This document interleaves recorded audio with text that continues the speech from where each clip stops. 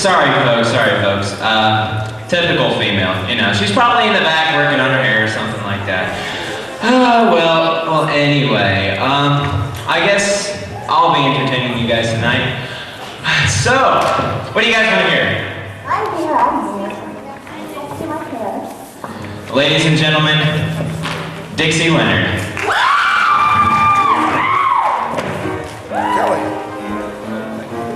Kelly. I remember you. I'd like to say that You're the one who made my dreams come true. you've done A few head kisses ago, natives are picking their teeth with your mouth. I remember too a distant bell Comes at night and time. and stars that fell Life is just like rain out of the blue. When my life is through and the angels ask me to recall the thrill of it all, then I will tell them I remember. So, it's my birthday coming up, Dixie. Yeah, I know. But what do you give a guy that's got everything? Penicillin? Oh, hey, Dix. Have you ever been married? Oh yeah, twice. Oh, children? No, silly. I prefer men. Tell me, Eddie, what's the most romantic thing woman's ever said to you? Are you sure you're not a cop? Then I will tell them I remember.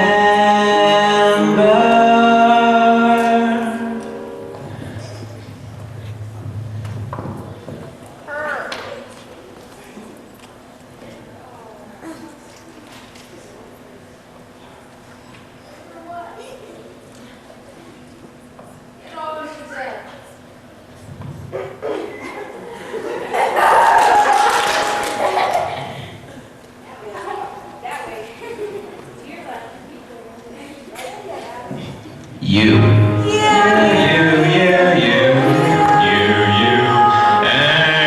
you.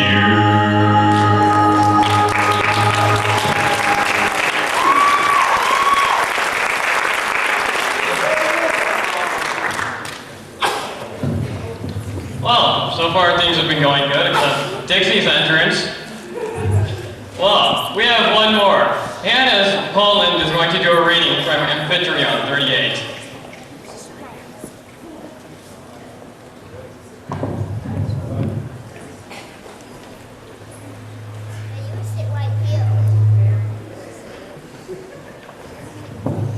Vile creature, odious man, you dare to call me so before my husband's eye commanding countenance. I am not shielded from your manner, you monster, far more hideous to me than bloated shades of squatting fences. What harm did I do you that you should creep upon me, engendered out of hell, and dribble your disgusting venom in my wings? With more than that, I caught your eye, corrupt creature, like a glowworm in the silence. Oh, finally, it's clear to me the mad delusion under which I labored. What I needed was the brightness of the sun by which to see the difference between the cringing figure of a vulgar peasant and the heroic agriculture of these royal between ox and stag. A coarse on senses that surrender to such gross a hoax. A breast that rang so falsely to touch a soul so little wise not to know its own true love. Without a century's mouth guard in my heart, keep it blameless. I'll hide myself away, I swear, on a mountain peak not even visited by owls. Go, your odious deceit succeeded. My piece of soul is smashed and broken.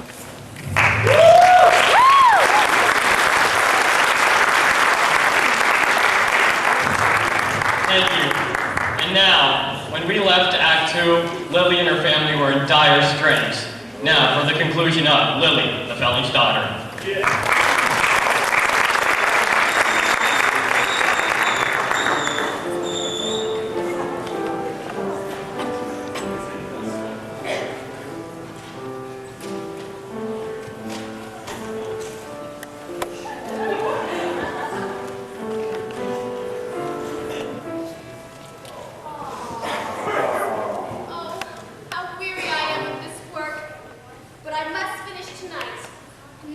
miserable 90 cents for all my labors. I wish I had 100 hands to help poor Uncle Jonas, released just last week from Charleston prison, set and served.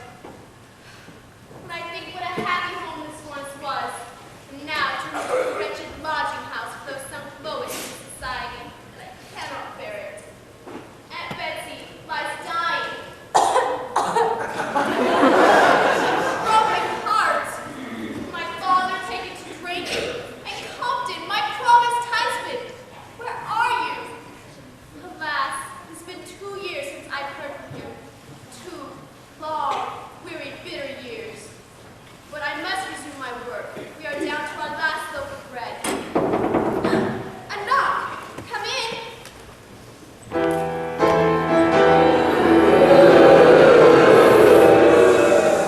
Oh dear, our landlady! Oh dear, I should think it was oh dear. A respectable landlady kept waiting outside her own door for ever so long. I'm sorry, I was busy and I did not hear you. Oh, don't go to any trouble just because you once owned this house and lived in a high and mighty manner. That is until I bought it with my hard-earned money at the sheriff's auction. It was a beautiful house once. Not just a house, but a home, full of gracious living. And now look at it. I shudder at its degradation. Nothing wrong with the room, it's people what lives in it, I'd say. If that ain't good enough for you, well, that's what I've come to talk to you about. There's a respectable gentleman who wants it. He's in the dog meat line, got regular customers, and he's punctual in his pay. So if you haven't paid the rent within the hour, out you go, and your old folks with you. Oh, please, can't you give us a little more time? Listen to the harsh wind howlings. Hark! Hark! Give her some time. Hark! Aunt Betsy lies dying in the corner. My father, Uncle Jonas, out looking for work. No, I won't be put off with your reasoning ways. Soft words do not pay the taxes. I pay my way, others gotta do the same. I say I pay my way. But where can we go? In this blizzard? Let's go. Woman, I forbid you to talk to me in this manner. You forbid? Woman? I'd like to know who you are calling a woman. I'm no more of a woman than you are. I'm a respectable landlady, and I pay my way. I say I pay my way. Now we pay. I promise. Even if I, yes, even that. Oh, my fine air from a felon's daughter. Oh, well, may you start, but I know the truth about you, you shameless husband. Your father and uncle both done time. How daft you put on airs thinking you're too good to marry that Mr. Sinclair. As fine as a young chap as I ever saw. How dare you? Mr. Sinclair is only too willing to help you folk out, but you're too high and mighty. Mr. Sinclair only wishes to intrude on our misery, and he is not permitted in this house because of my orders. Well, you look who's giving orders, the convict's child. I beg of you, do not let him in. His heart is as black as a spider's. He seems a fine, clean young man. Little do you know that the world's cleanest hands often do the dirtiest work. Hidey-tidy, Miss Hidey-tidy. Mind you now, and mark my words. The rent tonight or out you go. Yes. What shall we do? What shall we do? Bitter cold, the earth blanketed with snow. Aunt Betsy lies dying. And no money for medicines. Our last coals, wood burning in the grate. But I must work. Oh. But I cannot work. Good job. Compton's only letter. Heaven bless you all. I do not know when I will see you. It is very lonely here in California, but I pray for help, and I hope I shall come back a changed man by repentance and labor. Out here in God's country, I see all of the iniquity of my crime, and by his mercy, I shall return worthy of you all.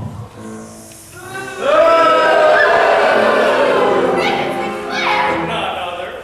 Reading something of interest, I presume. Something of the highest interest. Something from Compton, no doubt. Ah, poor Compton. Yes, poor indeed, he sunk so low as to merit your pity.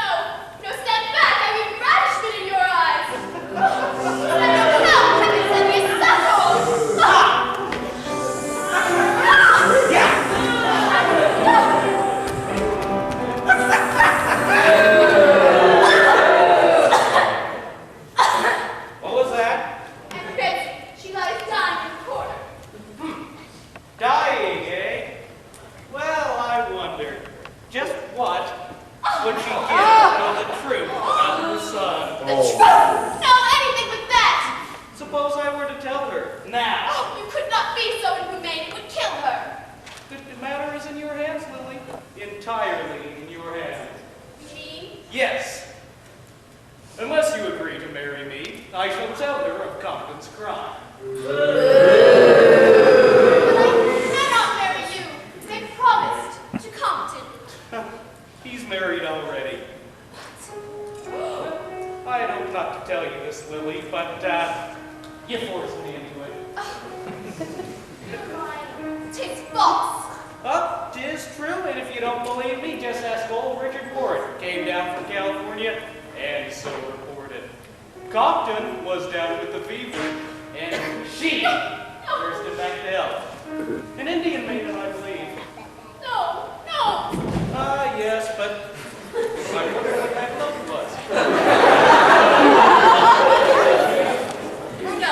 But how can you expect babe from Compton? He always was flighty and changeable. Oh, I didn't want to tell you yet, you understand? Not till you were Mrs. Sinclair. I didn't want to marry her on the bounce, as it were.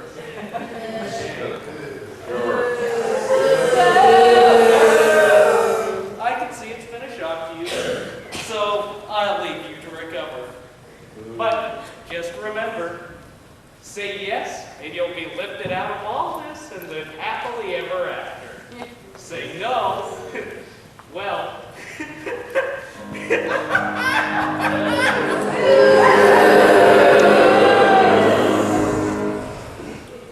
Foul, unspeakable villain.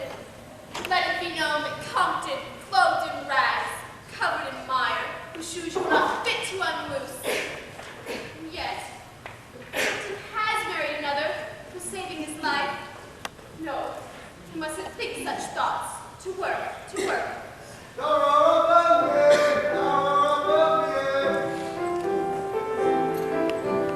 Uncle Jonas!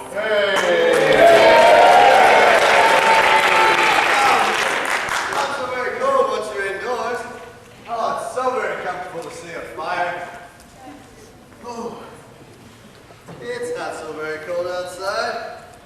Or it wouldn't be if I had better shoes.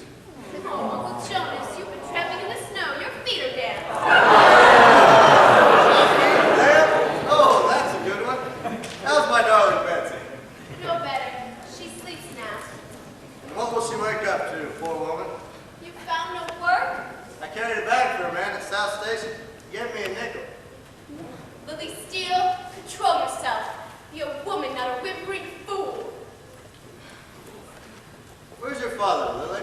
Where is he ever? At the Corner Grog Saloon. Poor chap, drowning his sorrows in drink, eh? Perhaps that is not so bad. Uncle Jonas, how can you say such a thing? Here, have a cup of tea. I'm sorry, Lily. I would have thought of spirits if you had not put it in my head. This is something more like a nice hot cup of tea.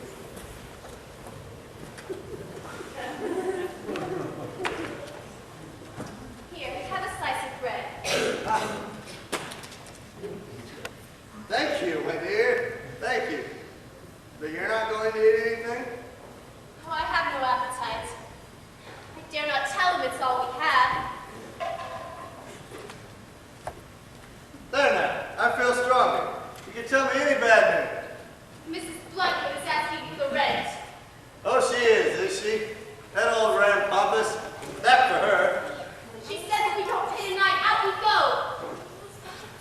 Oh, Uncle Jonas, I was almost forgetting. There's a letter for you, there on the mantel. From Compton? No, I'm afraid not. It's postmarked Cambridge. Ah, it is from Ophelia.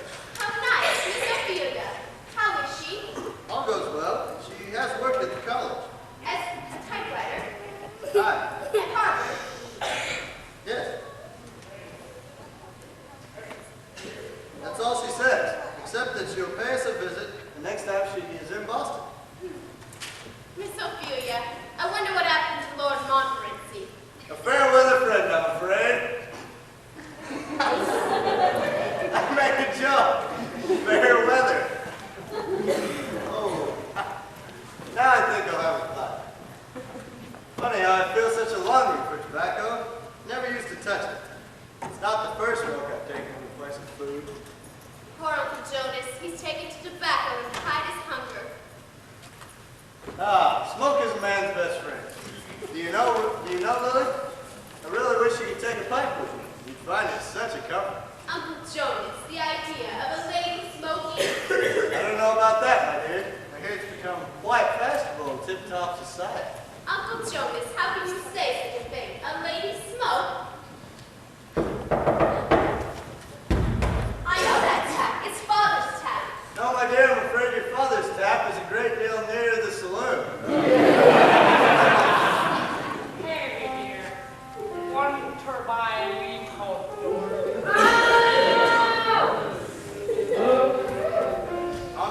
Entree, as Marie used to say. Come and kiss your pearl dada. Father, I'm very busy. Uncle Jonas has been out looking at work all day. I'll take these dishes down to the wash basin.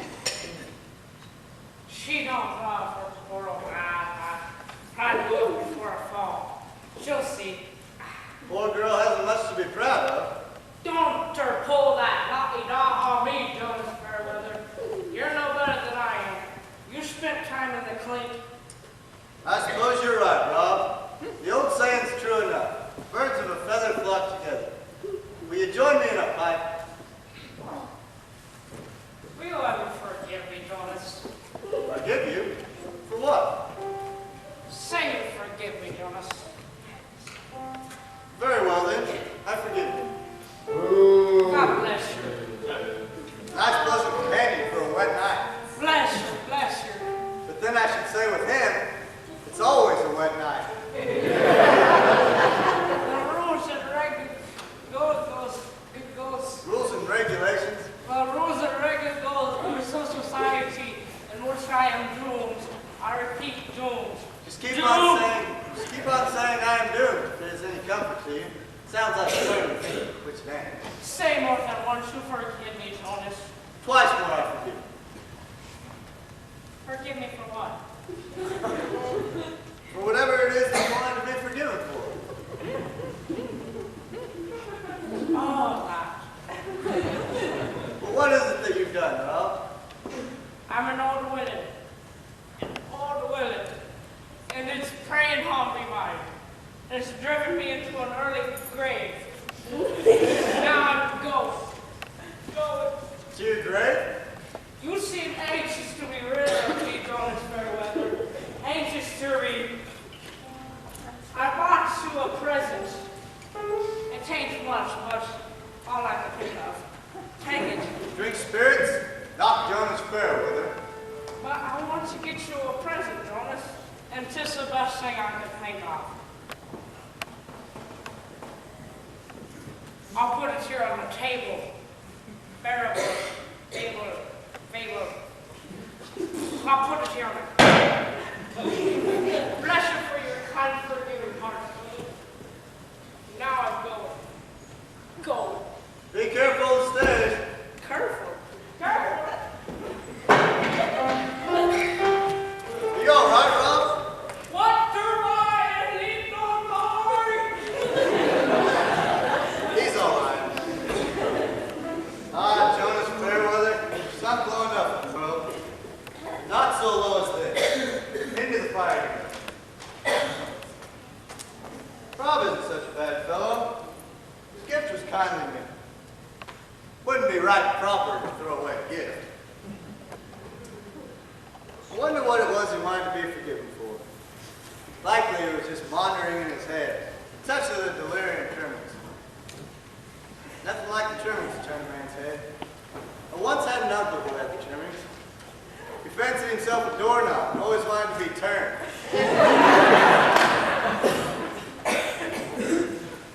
It don't look so bad. Don't smell so bad.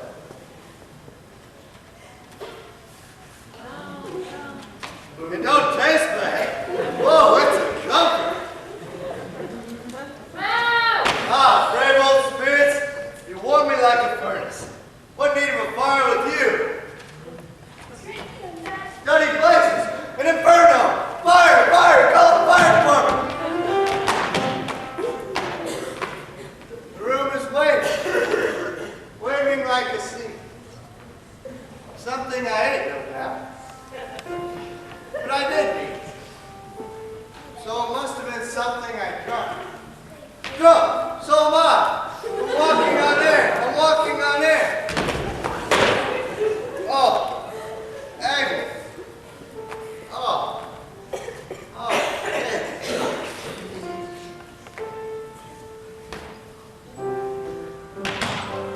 Has Father gone? Good. Why is that so good? He never did any harm to you, did he? Just because a man takes a nip now and then. Is he any worse for that? This is the final blow. Compton, why aren't you here? Compton? Why are you muttering about that, never you well? Hasn't enough been sacrificed for him? Uncle Jonas, what do you mean? Do you honestly think that I committed that forgery, in spite of the fact that I went to jail for it? Do you think anyone believes that you took that money, in spite of your confession? It's time this nonsense was put a stop to. It's time this model son was shown his true color. Uncle Jonas, please, don't take any more of that dreadful stuff. It will do you ill. You used to do everything I asked of you once. Do so now. I beg of you, see? I beg of you, do so now. I'll not be cajoled. You know he's escaped disgrace. You defended him as I have, but you know the truth. Uncle Jonas, please don't say any more. The mean-spirited scoundrel who has brought us all to this, drowned my good name in shame, driven me to drink. He stole from his own mother. He plundered his employer. My hands are unstained with his guilt. He, Compton, was the criminal. My only son, forger and a thief. Betsy! Betsy, Aunt Betsy! Lily, what was he saying? I shall go mad! Don't listen to him, Aunt Betsy. He's touched liquor. He doesn't know what he's saying. Yes, that's it. I'm drunk. I don't know what I'm saying. It all's out at last. The secret I kept for all these years, known to me. Wine is a mocker. Strong drink is great. Say you didn't mean it, Jonas. Say you didn't mean those nasty things. No, no. He didn't mean it, Aunt Betsy. Not a word of it. Compton was good and kind, as honest as the day. Oh, yes, it was good and kind and honest. I had a fearful dream. I Good God! I told you 5 times! The line is! Chad, stop this! God, I don't want to hear this! I'm My so Lord, sorry. please. Okay. I had a fearful dream. I thought I heard you castigating Compton. I heard his name coupled with crime. It was only a dream. I saw his face. It was sadder than ever. He cried to come back. Why did you ever let him go? Thank you. You're welcome.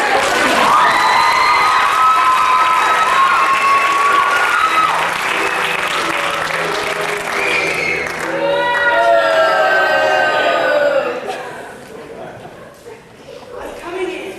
Another time, another time. Another time right now. I go to my room. Another time, let's go. I'll call a policeman. They'll take you to the workhouse. Jonas, help me to the fire. I'm chilled. You'd best stay in bed, Betsy, dear. No, I went to sit beside the fire and dream of my boy Compton. Very well, then. Come on. If only I could see his face one last time, I could die in peace. There now, Mother. How you talking? As soon as spring comes, you'll be up and around again. Chipper as that bird they call the elephant. Come on, Mother, laugh. Hee. Oh, Jones, you are a one. Uncle Jonas, Aunt Betsy, we have a visitor. Dear, no, not in this dreadful place.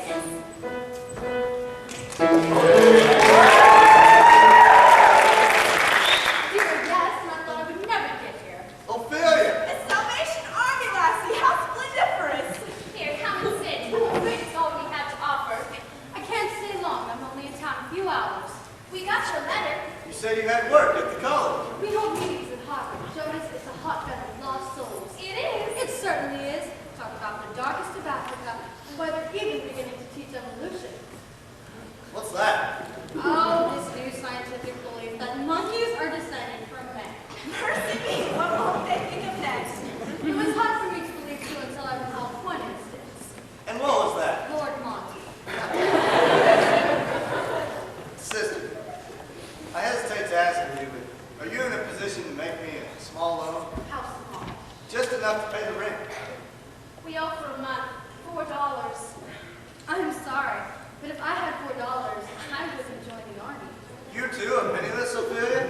But why, when you could have married Lord Monty? I never saw him after that fatal night here. He left Boston without a trace, and I've never heard from him since. So he was not but a fortune hunter. I'm afraid so. I always said I had no use for men. Now I know it. Silly ass. You're well rid of him, I'd say. When did you do that?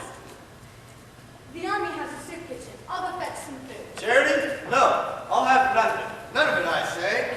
Now you're the silly ass. Lily, fetch your cloak. What makes the army happy to give you a bowl of soup? Oh, well, then why don't they just give me a whole chicken and really enjoy themselves?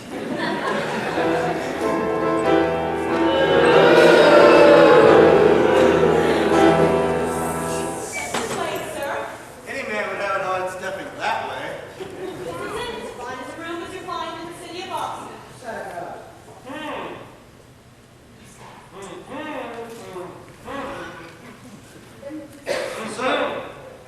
Sir, Yes. you'd really oblige us if you choose other quarters. My wife is ill. They can get other quarters. They can go to the poorhouse. That's the place to such as them. Now start packing. I'll fetch police. Sir, please have mercy. They're old and starving. Starving? I can stand this disguise no longer.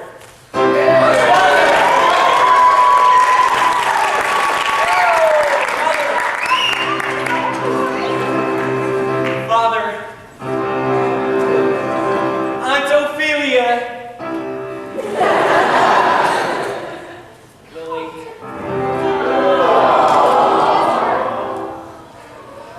Cancer! What does this mean? Well, aren't you a fancy lassie? Well, this means that I've come to repay my old debts and to make Lily my darling wife. Captain, how can you when you're already married to an Indian maiden? Me? Married? How could you believe me such a scandal?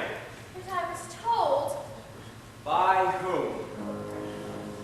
But I tell you, I will go in. His voice. My betrayer. I'm up in the clouds. The captain here is standing so proud and honest like. I almost think he'll turn out good after all. My psychiatrist says you people don't exist. Go away. Hello, ever so many more of those on top. What do you want? Well, I've been speaking with Mrs. Bloodgood. Well, go back and speak to her again. Well, she says this room has been rented to her. Now, I am in a position to take care of Lily. Who are you calling Lily? I'll have you know that this young lady's name is Miss Steele, and will soon be Mrs. Fairweather, since she is going to marry my son, Compton. He's married already. That, good sir, is false. And what do you say to that, Mr. Craven Sinclair? So, the prodigal has returned. But aren't you afraid? Of what, may I ask? Of the fate that generally befalls a thief and forger. Arrest! Ha! That is already taken care of. But you, how is it that I come here and find my parents in the midst of poverty? Where is the money I sent you for them? I never received it. Then why did you send me receipts? Hello! Money? What money? We never received any money. I could never find them before. You was always coming to visit us. Stop the stop, or I'll tell your mother the truth. She knows all. What, that Compton, forging and pleading poor old Mrs. Kingsley, broke into his mother's savings buckets and stole all her money like the meanest, vilest thief! A scoundrel! You lie! Don't fight! He says you lie. What have you said? Let me speak. Father! Yes, 'tis I. I came in here that night. He stopped me from stealing it myself. I was over there. He was over there. Wait a minute, no. That is Other way around.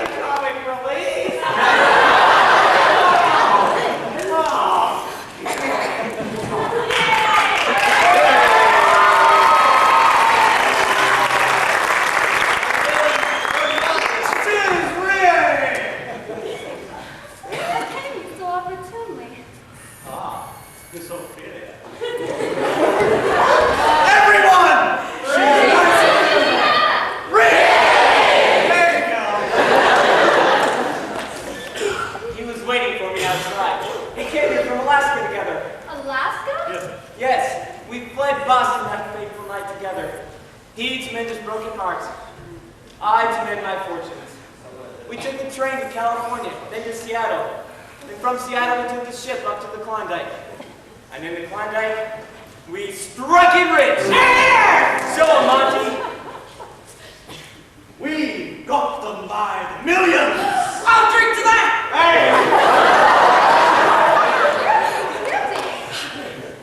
And I thought you were a fortune hunter. I was like that. What's I thought? Gold? No, my love. Oh, that passion.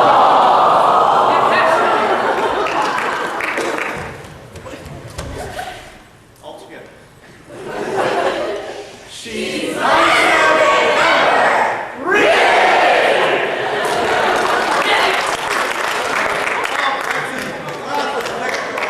Now that storm is over. Marcella's come back, as I said he would. Rich and honorable. Lily, now that I'm a man again, Wait a minute, George! Nanny! When we're doing that! What are you doing? wait a second. Let me correct myself. Lily, now that I'm an honest man again. There we go, there. You scared me, Nanny! I ask that you be my wife. Oh, Compton, have you ever doubted? Oh, my one love, tried, tested, and true. But I have one regret. I've not had time to buy you a ring. A ring? Compton, I have your ring. I've worn it since that night. I was sure that in your despair you would have pawned it in. Pawned it? The pledge of our affection. Never. I have it somewhere. Dear Lord. There it is. My one and only glove.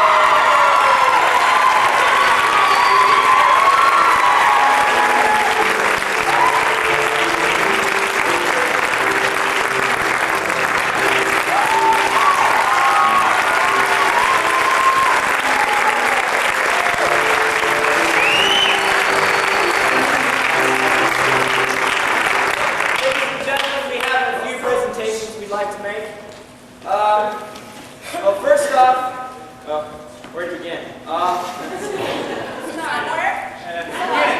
about we start with the wonderful lady right in front of us, Mrs. Crenshaw.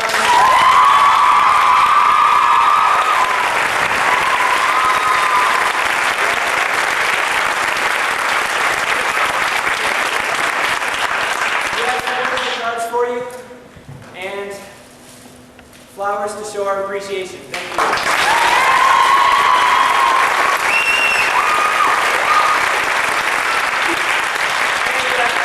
And now our student directors, Kendra Brack and Victoria Boland, please come up?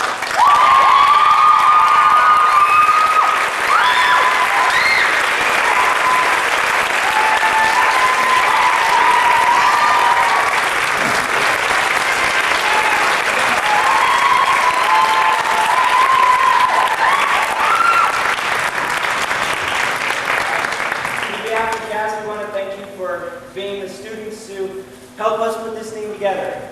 And last but not least, Mr. Crenshaw.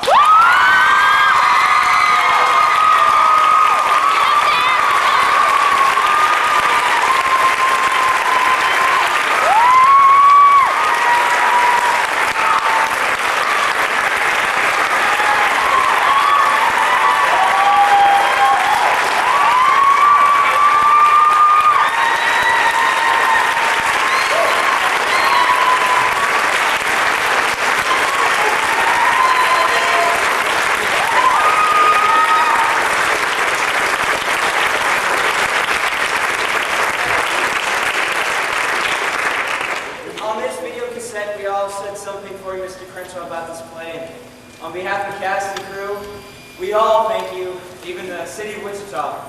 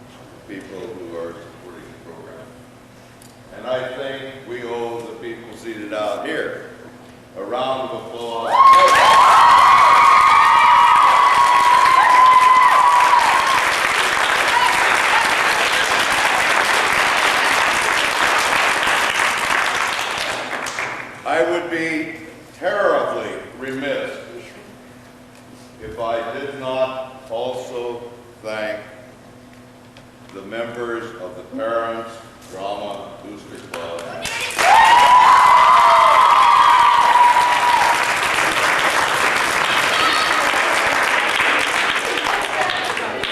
And I'm not sure where she is, but Mrs. Railsback, follow the spot right down here.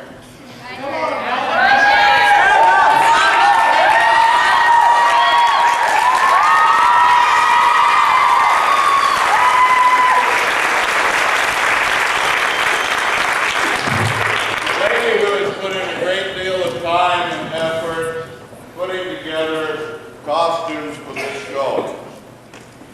And Mrs. Brack,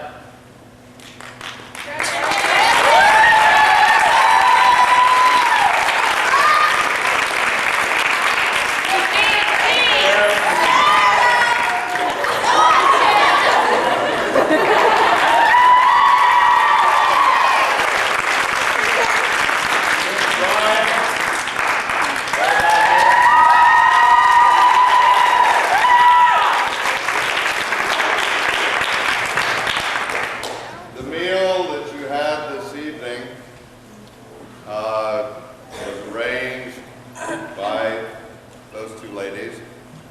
And then, of course, Mrs. Harrison, where are you?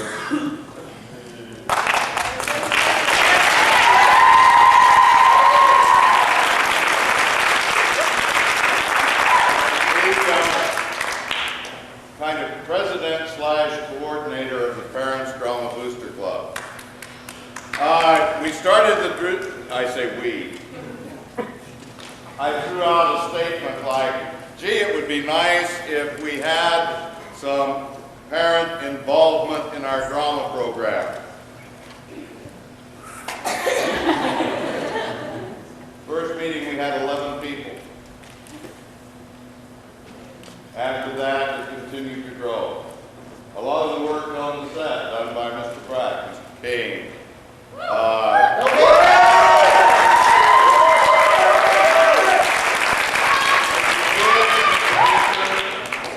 Lots and lots of people contributed, but it's because we had parents who were interested in their children and in the things they were doing at school. And because of that, you have the program you saw tonight, and I thank you for coming to support it.